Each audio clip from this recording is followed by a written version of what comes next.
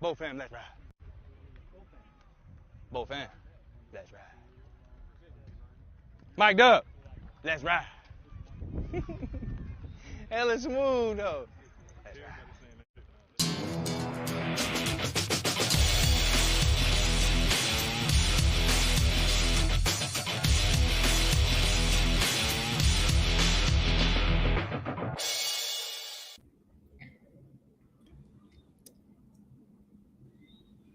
Oh, muted myself.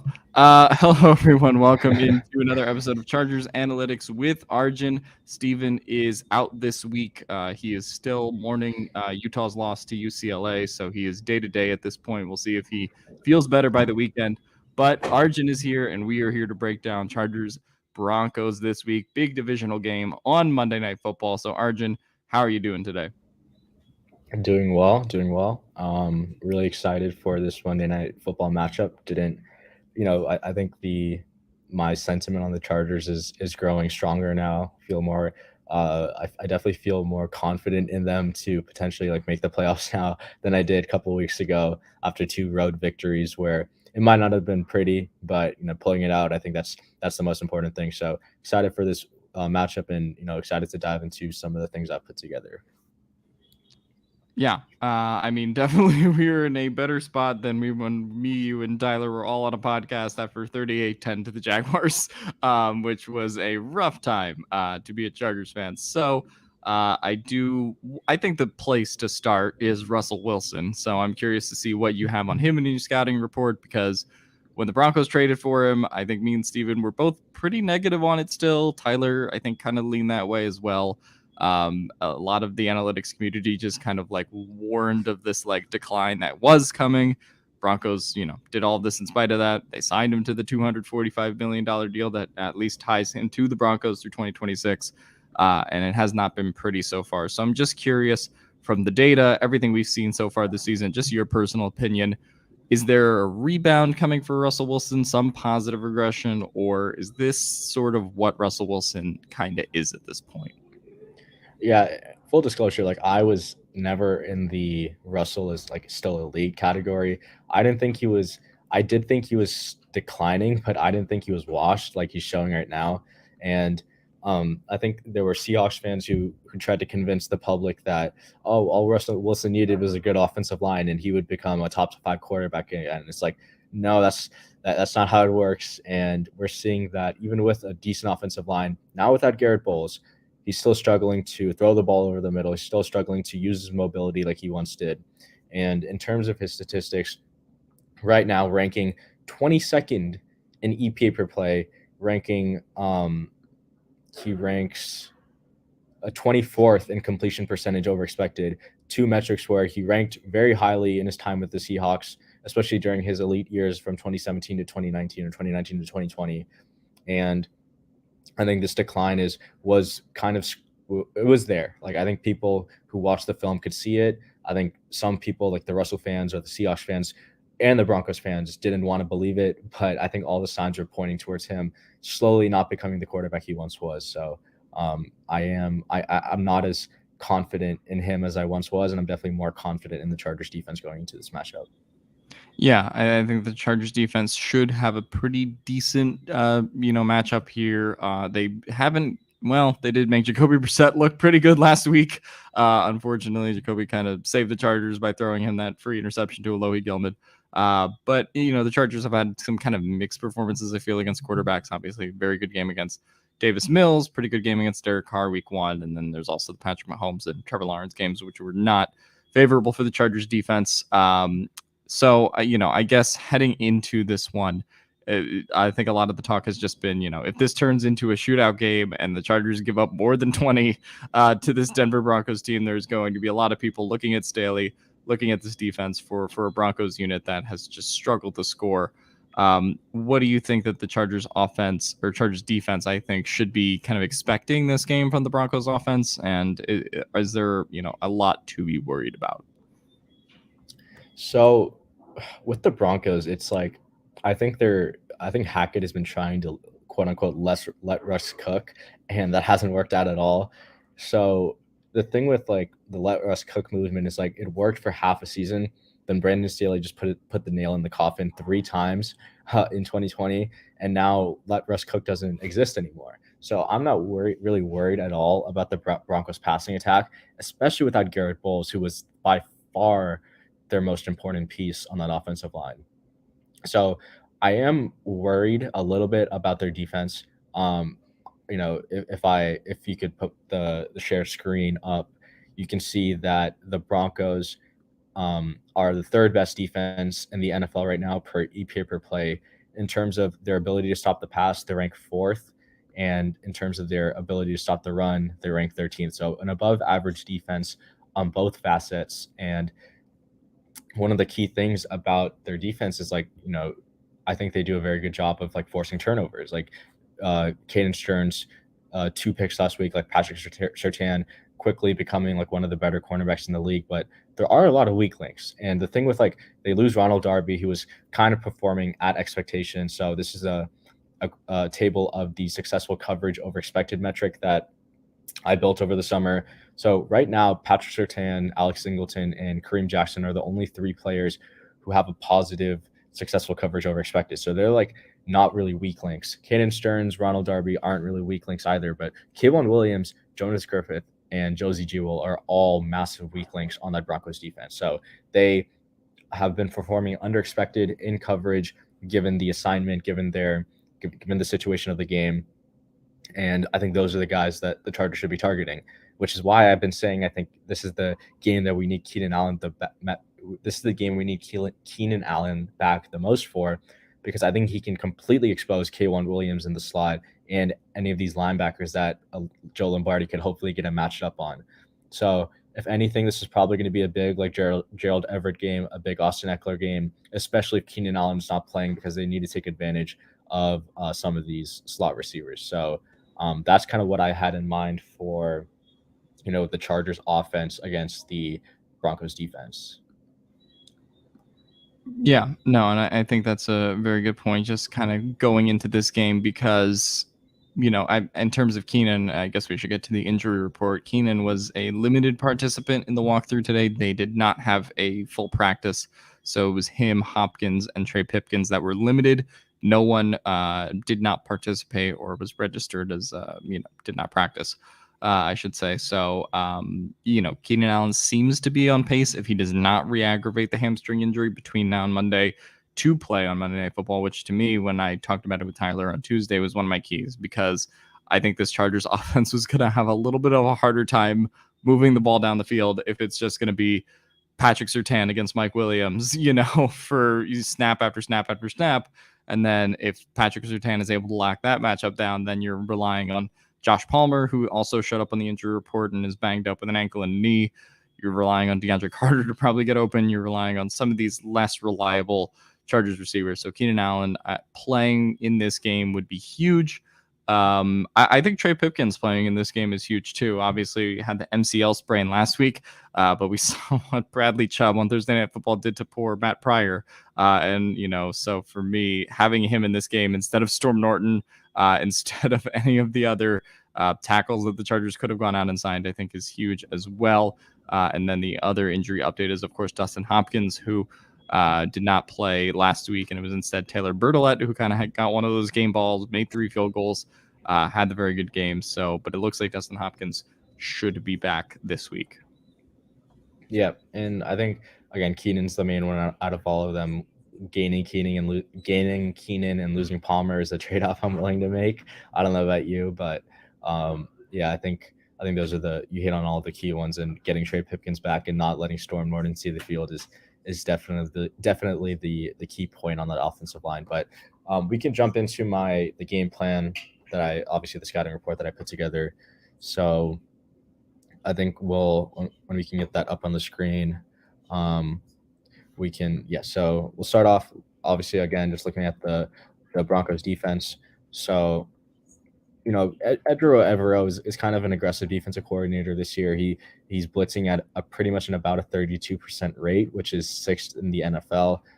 He sends an average of 4.258 pass rushers a snap. So he's kind of around league average when it comes to that. But, he obviously comes from the Brandon Staley system, right? He has a huge hump on 6 defenders in the box, and if we break it down by run and pass, it's still a big hump on 6 defenders in the box. So there's going to be a decent amount of light boxes for this Chargers offensive line, and I'm really hoping, like, I know I've been saying the Austin Eckler stuff, but he's looked really good the past week, and I think if the offensive line can establish the run game like they did in the past 2 weeks, I think, especially if Keenan Allen can't play, that is how they'll win this game, is through the ground and not the air, because I think this Broncos deep secondary is legit, even without Ronald Darby. And I don't think the Chargers have enough weapons to take advantage of the weak links the Broncos will have without Ronald Darby. So, the light boxes, I hope the Chargers can take advantage of them in the run game. And, I think this is a big test for Joshua Kelly and Austin Eckler. Yeah, I think it's a big test for Joshua Kelly. It's also a test of Brandon Staley's resolve to hopefully see that he's acknowledged that Joshua Kelly is the RB2 after, a second week of that test, to see if Sony Michel gets more snaps or not. But Joshua Kelly seems to have taken RB2 kind of by the horns at this point. I guess, what are the other factors for you in terms of this Chargers offense? Obviously, we saw Jamari Sallier last week play a pretty decent game against Myles Garrett, gave up 6 pressures. Not going up against something crazy this week. Randy Gregory, a big loss for the Broncos, not able to play. But what do you sort of make of, I guess, the Chargers' approach on the offensive line, since they sort of do want a big game and want to establish the run against this Denver defensive front, whose interior has obviously been improved with DJ Jones and some of the other offseason acquisitions they made?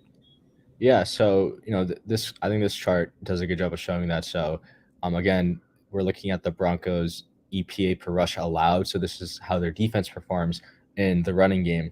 So when teams run inside, and it's exactly what you said, actually, which is awesome.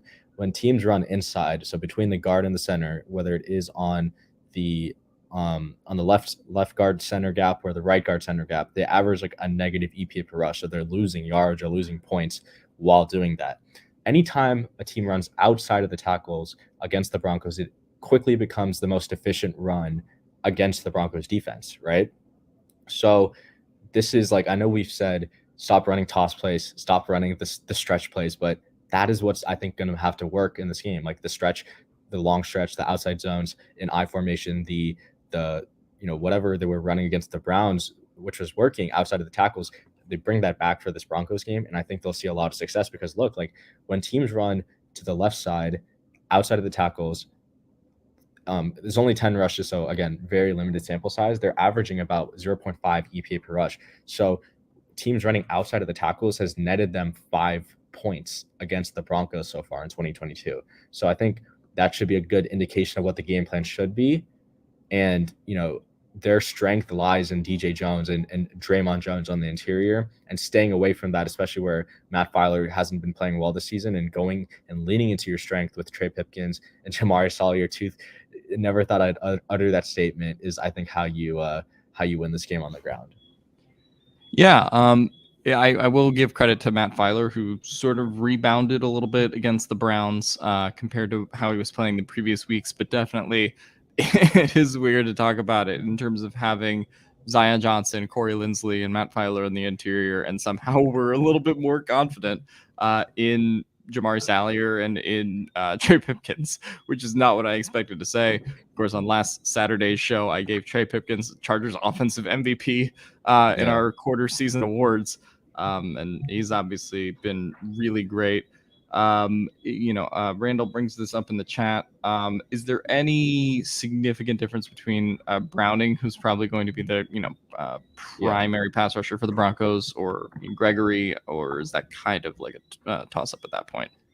Yeah, I'm glad you brought it up. I wanted to talk about that point. I actually think the Baron Browning thing plays into this graph even better. Like Baron Browning weighs like 240 pounds. Like he's not, like he's a very light edge rusher, right? Like we're talking like Chris Rumph light. So Trey Pipkins, who's had, I think, a very good season in pass blocking and run blocking. And if I scroll down all the way, I mean, you'll see, like, look at this, or that's the wrong one. But Chargers running to the right side of their offensive line has been absolutely electric this year. Like running to the left side for some reason has just been pathetic. I mean, I'm just going to blame Filer for that. But running, even if it's between the center and the guard or between the guard and the tackle, has netted them positive yards or a positive EPA per rush on average. So I think Browning showed a lot in the pass rushing department. I would like to see him set the edge a couple of times against a 6'7" guy like Trey Pipkins. So I'm not too worried about Browning in the run game at all, to be honest. I do fear him in the pass game where his speed could cause him could cause Pipkins some issues, as we've seen with like Max Crosby versus Trey Pipkins in week 1. Yeah, no, I think that's a very fair point. Definitely a little bit concerned about his speed, but Trey Pipkins, through the first 5 weeks still, I think Steven posted some stat today. He's been like the 8th best like tackle in the NFL by some statistical category. So that's crazy. I didn't mean to mention this earlier, but Geno Smith is 3rd in EPA and NFL composite score. Russell Wilson is 26th. So that is obviously not a great stat for the Broncos in general. And Geno continues. We're going to have to play him next week in Chargers Seahawks.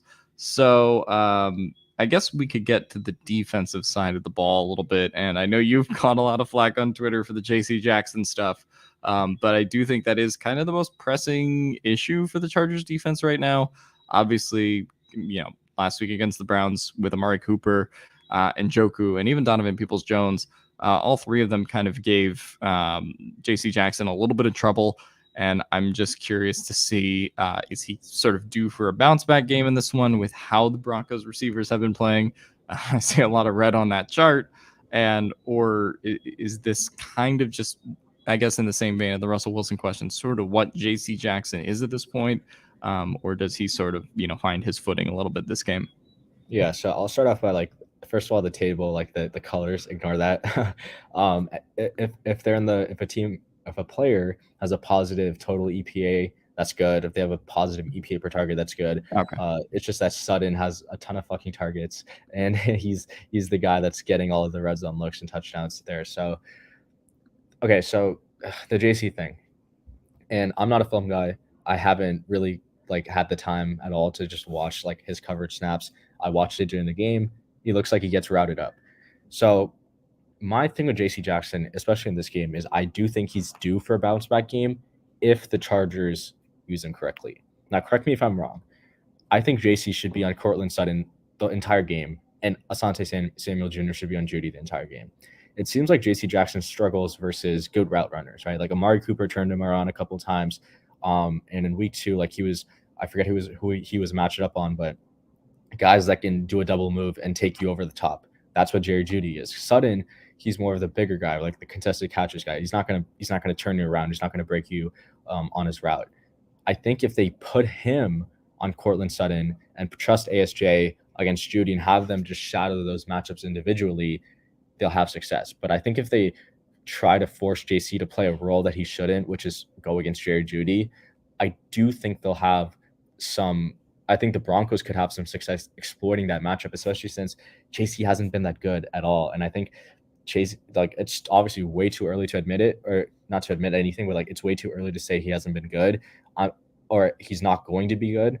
But I think it's a fair statement to say through 3 games he's played, he hasn't looked good at all. He hasn't looked like the $16.5 million cornerback. Hell, he hasn't even looked like a $20 million cornerback that people thought he was going to be, right? So I think that's how I would approach this matchup. Is that similar to what you're thinking is also?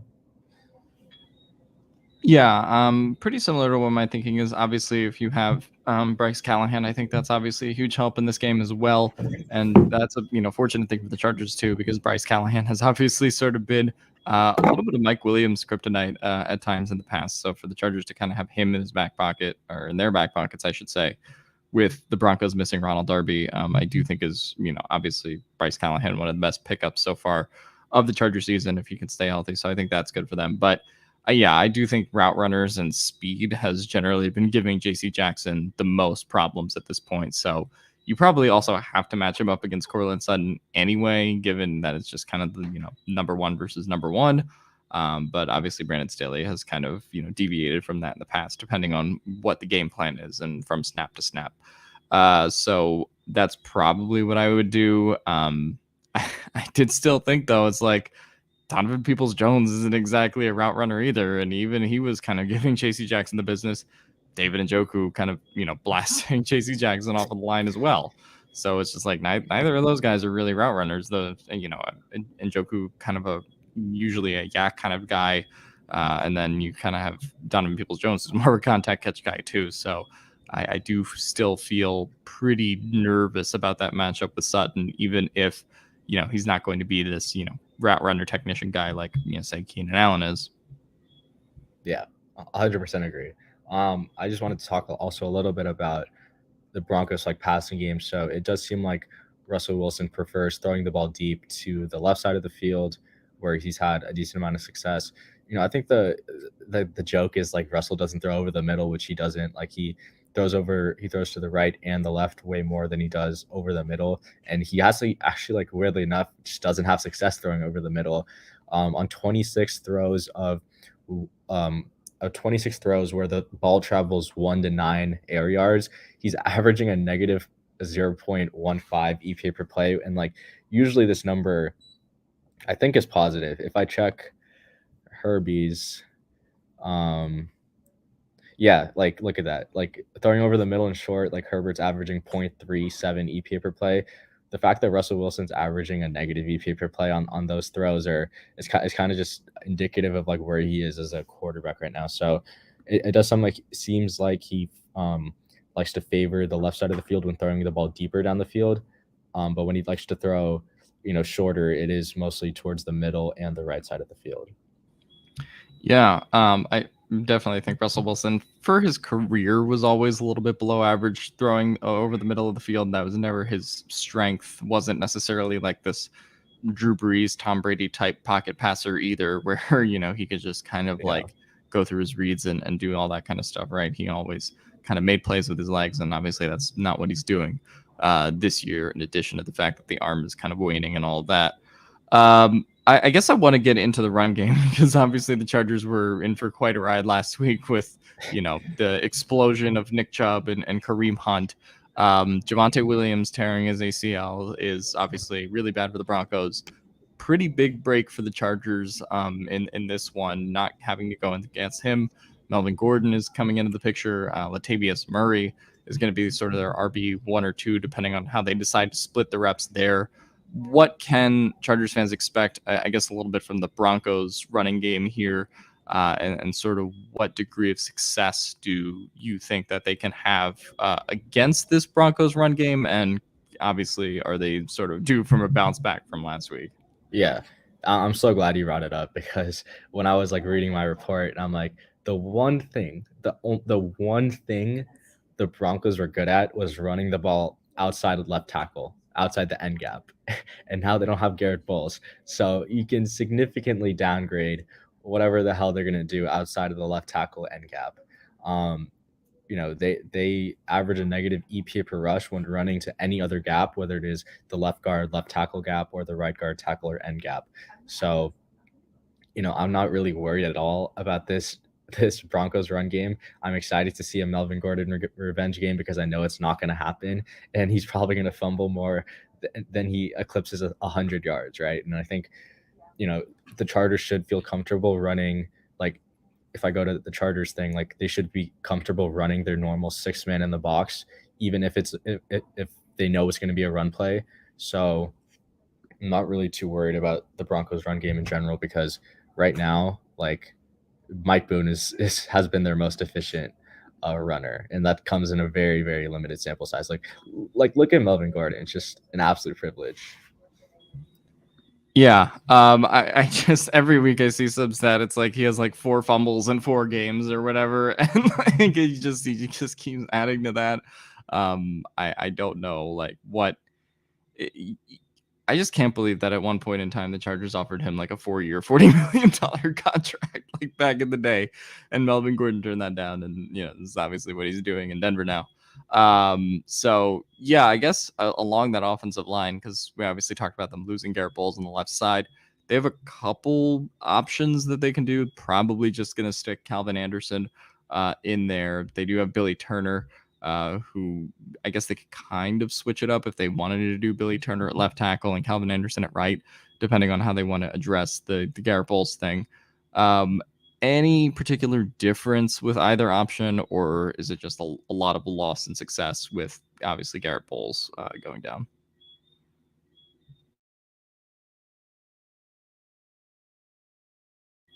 I think you're muted.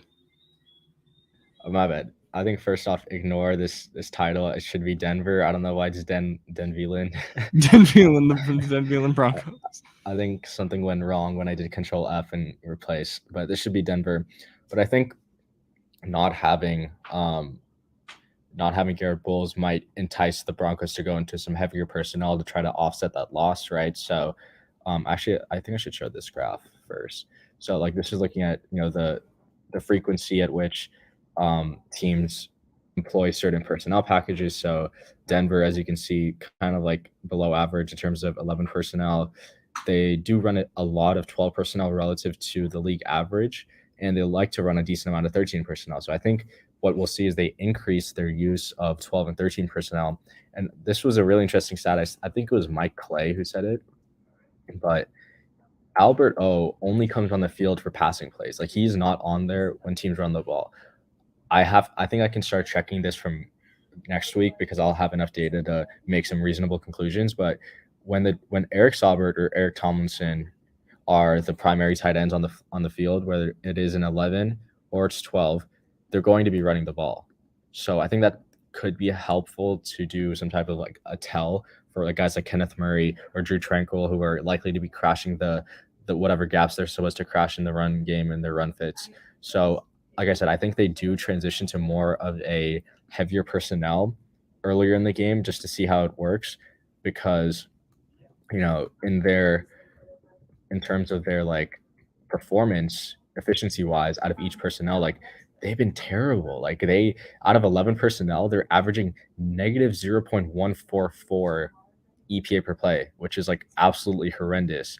And out of 12 personnel, they're less horrendous, but they're still bad. So I guess, that's kind of like the thing I would say. When they go 11 personnel and they bring Albert O on, it's probably going to be a pass. But when they go 12 personnel and they bring Albert O on, it could be a pass, it could be a run. I think, they do mix it up well. As you can see, like none of their pass rate over expected is over or below 10 or negative 10. So I think they do a good job of mixing up runs and passes out of certain personnel, but the personnel they bring in, I think, is a tell for whether or not they go run or pass in that situation. Yeah, no, I think that's definitely interesting, just how they've used Albert O this year in particular on that offense. I do want to get to something that's probably going to be a story in the game based on how Nathaniel Hackett's season has gone in terms of game management and having to hire Jerry Rosberg to be the new game management guy. Brandon Staley obviously coming under fire last week for the decision to punt. Not as much fire as he would have come under if Cade York had made that field goal. What do you think of both teams, I guess, from a game management perspective now in terms of how they approach fourth downs, how they approach field goals, aggressiveness, and all of that can factor into the game? Yeah, I think so. Last year, Brandon Staley was like very, very aggressive, and we're not really seeing that anymore, unfortunately. But I do think there is a chance that with a backup kicker, we could see that come back. And we did see that on the 4th and 2. And I was considering just doing like a 10-minute video about that decision alone and kind of explaining that. But I just felt like there's no need to introduce it back into the TL. I think people are going to hate it or love it regardless of what I say. So it's going to be tough for me to kind of like sway people. But I did want to share this because this was something I actually helped to put together on the PFF site. So it's just like looking at like team power rankings and stuff. But there are some cool graphs that we can look to determine fourth down decision making. So you can see here, this is the win probability teams lose by kicking field goals or punting it on fourth down. The Chargers, unfortunately, have lost the third most win probability by kicking or punting, but luckily the Broncos are 5th. So both these teams have been pretty bad at like doing the opposite of they've been good at doing the opposite of what they should do. and they've been bad at doing what they should actually do from a win probability perspective. And you can see here, like, this is a good graph to kind of like illustrate, the frequency at which teams go for it versus punting versus field goal. So like Chargers have gone for it the seventh most times, or have the seventh highest rate of going for it on fourth downs in the NFL, which is, it's good, but I think they haven't gone for it in situations where they should go for it, right? And then you can see the Broncos are right here, down here. So that's why they show up very highly in the other graph, because they don't go for it at all. I mean, they're like in the bottom 10 here, right? So I think it's a good way of like showing that both teams haven't done a good job of game management, especially on fourth downs. And like, I don't really know what the Chargers' identity on fourth down is anymore, because it's kind of just like up in the air at this point of what Brandon Staley wants to do when it comes to fourth down.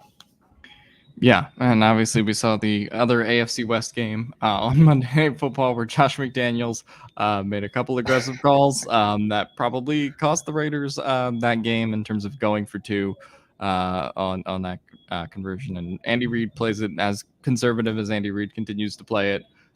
So yeah, I'm just interested to see all of these guys' attitudes towards fourth downs, because obviously they're going to see the Broncos again down the road. And we'll see if Nathaniel Hackett is still the coach by then. I guess that'll be interesting depending on how badly this Broncos season could theoretically go. All right. I am going to put you on the spot here. What is your prediction for Chargers Broncos Monday Night Football? Okay. I think it's going to be more of a defensive struggle than anything, or defensive battle, offensive struggle. It really depends on Keenan. I think if they have Keenan back, it just adds a completely new dimension to this offense. And as I showed in the beginning, like, K'Wan Williams is a weak link in that defensive secondary. So if they can get that reliable slot receiver back, I think it will definitely help the offense. So if he's playing, I'm gonna go with the bold one, like Chargers winning 28-14.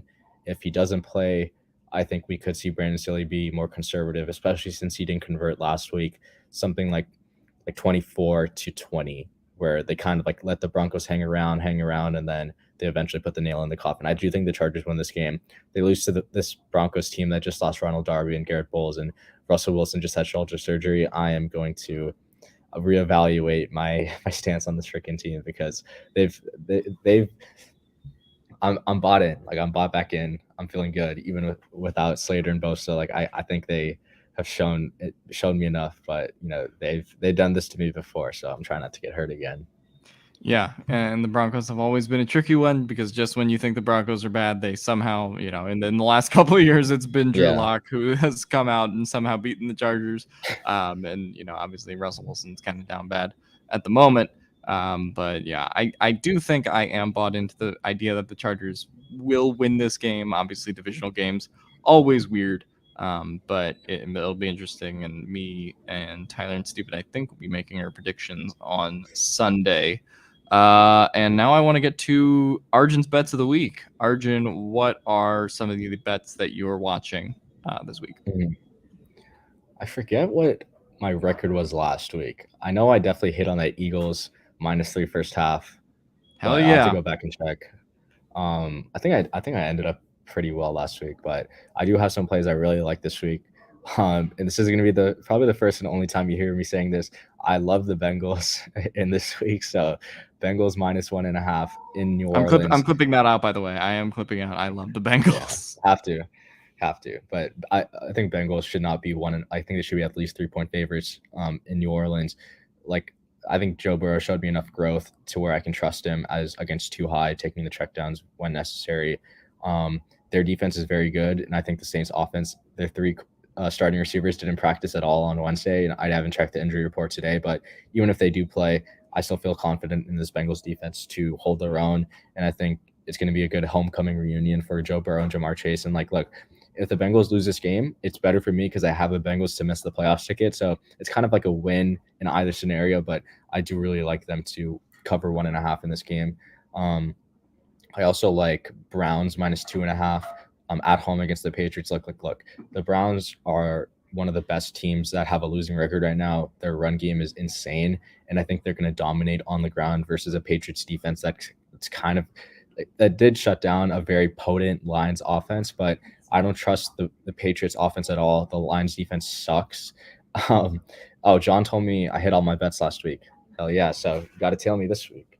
But yeah, I don't think the Patriots are going to have much success on offense. They might slow down Jacoby Brissett, given that Belichick has some familiarity with Brissett from his time in New England. But I do think that Nick Chubb is going to run wild all over New England, and this is pretty much a must-win game for the Browns if they want to even compete for the playoffs. So I like that, and I don't really have any other bets I kind of like from spread plays.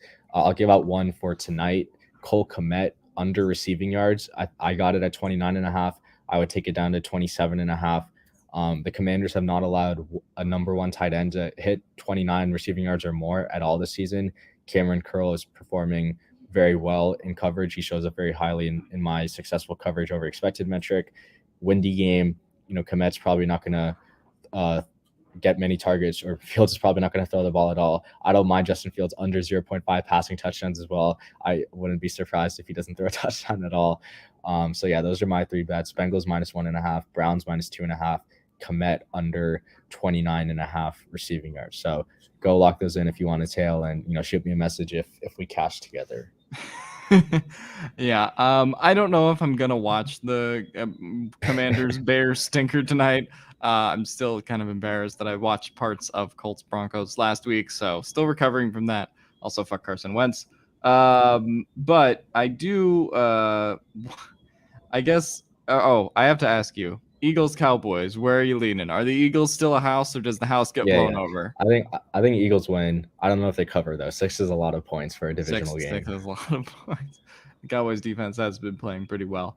All right, we'll take about 4 or 5 minutes of questions here. If you guys have any questions for Arjun about the game or just anything with the Chargers in general, we can get to it now. So post your questions in the chat. As always, doesn't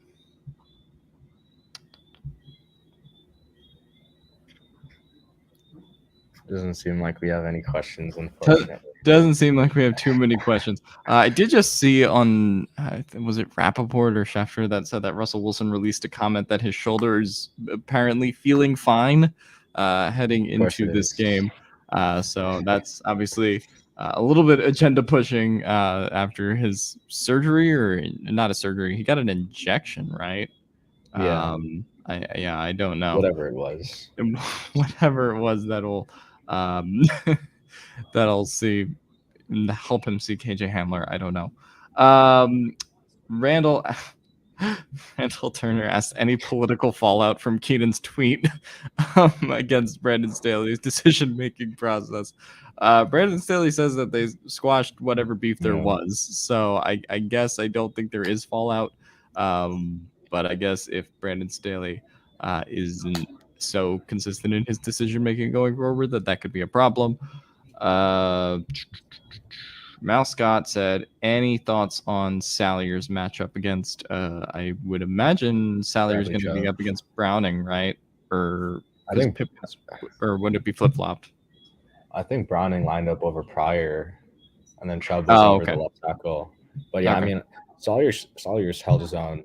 I mean, as long as he's not Storm Norden-esque, I think I'm fine with, whatever he does. He's been playing at a pretty high level. So in my colleague Timo Riske's graph that he posted today, Salyer had the highest difficulty of assignment as charted by PFF among all tackles in 2022 so far in 2 games. So I think that's a very good sign, and the fact that he's been performing at a above average level is very encouraging. Yeah. I do think this is interesting. Not so much playing fantasy, but I guess what percentage Keenan is kind of going to be this week, because we did see that Thursday night football game a couple of years ago, where Keenan was sort of recovering from like a groin hamstring injury, and then the Chargers played the Raiders, and he was mostly used as a as a decoy throughout the game. But then again, that was on a short week. Obviously has re-aggravated this hamstring injury before. So I'm just curious what capacity they actually feel like he can go in terms of this one.